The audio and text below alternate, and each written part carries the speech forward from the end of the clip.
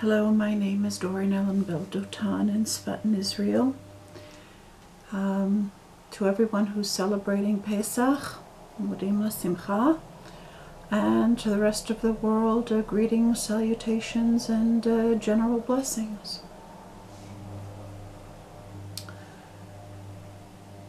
The inevitable time has come to speak about Islam and its relationship to the Christian world.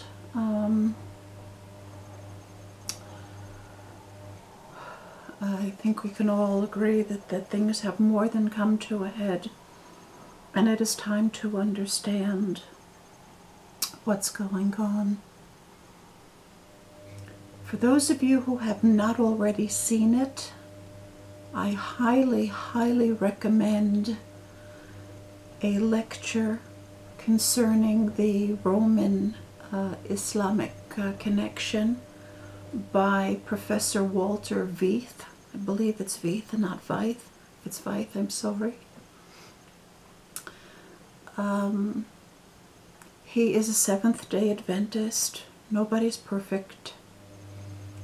The demonstration of the origins of Islam are brilliant. Being a Protestant, he would like to believe that the problem is essentially Catholic. It is not. The Reformation did not heal or change or clarify or frankly rid itself of the very aposties that are most central to Christianity. And any kind of heresy and lies about God are eventually going to be paid for. And neither did the Reformation give up the idea that Christianity would eventually take over the whole world. And we see that the daughter that it generated, which is Islam, has the same goal, has the same desire to eventually take over the entire world.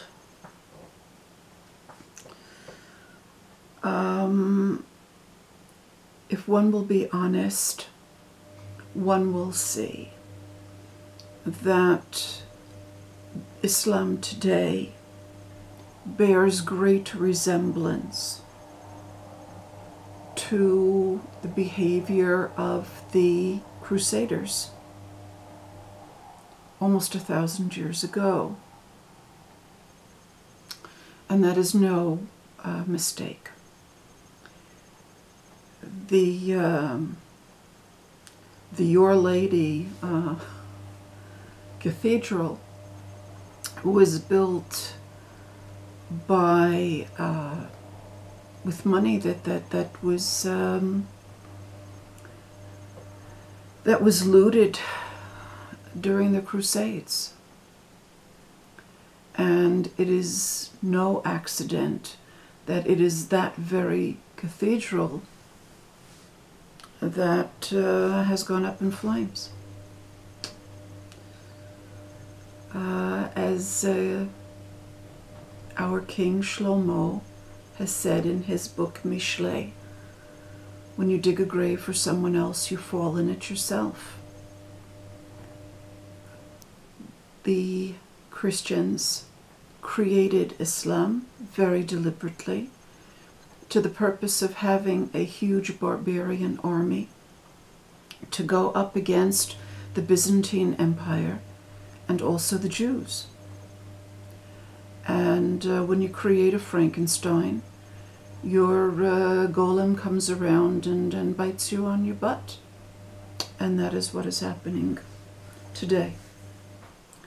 I don't know whether or not Christians are able to recognize themselves in the mirror of Islam. So let me try to jar your memories. You know, on the the records that people used to play on the discs, and maybe some people still have them. On any disc, as you get further and further away from the center, the disc goes faster and faster. It has to, because if you have a vertical line, in order for a very, very large area traversed to reach the same point as a smaller area traversed, and to maintain that line, it has to be going much faster. Well, such as it is, so is it with the wheels of justice. The wheels of high levels of justice turn very fast. The wheels of lower levels of justice turn much slower. What that means is someone who's on a high level of doing justice in the world is going to have what comes around goes around in that great big sweep of their high level of justice come around very fast, and they understand why what happens in their life happens. Whereas those who have committed injustices and have thereby fallen to a much lower level of the orbit of justice, until it comes around, it can take a very, very long time. It will come around, but it'll take a long time. And that's the bugger of being on a low level of justice, because when sudden trouble shows up at your door, when a sudden calamity happens, when a certain cataclysm happens, when a certain natural event occurs, any kind of destruction, because it took a while for your destiny to come back and get you, it might have taken so long that you don't remember what you did. It may take so long that you don't even remember who you were at the time that you did that misdeed, and here it has come back at you, and you imagine yourself to be your own descendant, and so you think to yourselves, well, I'm not responsible for what the Knights Templar did 800 years ago. Well, you can be absolutely sure that if some trouble has shown up on your door, that God knows the address. God knows it's you, even if you've forgotten, even if you wish to forget.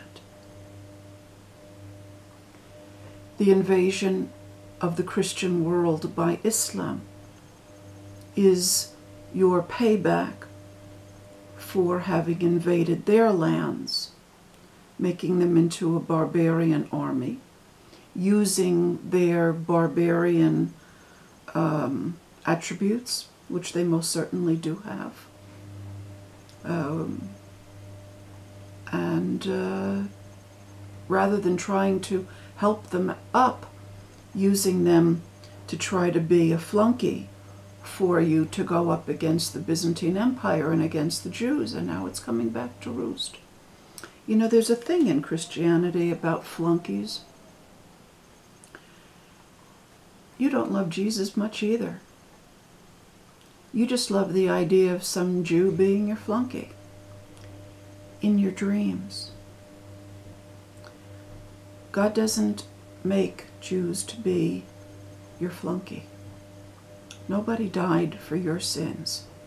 You're going to pay for your sins one by one. It might take 100 years, it might take 150 years, it might take 1,000 years. It's going to come back at you. You do not have to be afraid of Nibiru crashing into this planet. What's crashing into this planet is your own destiny. Islam and Christianity are locked onto an assured mutual destruction course. They are going to annihilate one another. Islam retains those elements in Judaism that do not recognize the primacy of the female in Judaism, which so does Christianity. Christianity retains the distorted notions about what Mashiach is. And because of your differing but very trenchant apostasy and heresy, lies that you believe about God, you are going to meet one another in battle. I am making this video in the hopes that some of you will listen to me, because we can get out of an orbit that we're locked into. If we genuinely resolve to move up to a higher level of justice, we move up to a higher level of orbiting, and that lower course is no longer relevant to us. My sincere advice, unsolicited though it may be, to the Christian world is to give up your idea that anybody can die for your sins. And also to stop making images of the God of Israel as being male. As far as Islam goes, Islam in some ways retains Jewish monotheism in a much purer